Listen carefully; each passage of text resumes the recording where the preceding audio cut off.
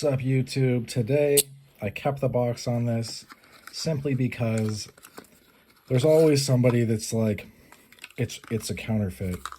It's a counterfeit. Why would someone counterfeit a $10 knife?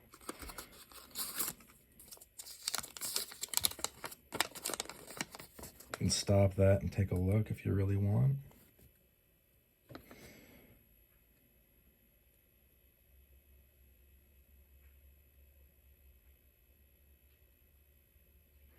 All right, I'll read this another time. I'm a big fan of the Palace knives, however this is pronounced.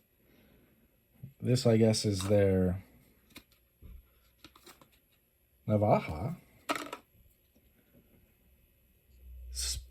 I've heard this is supposed to be imitation horn. It looks like plastic to me, I think.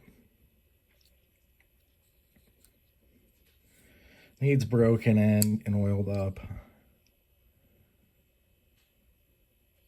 This is going to be a quick video.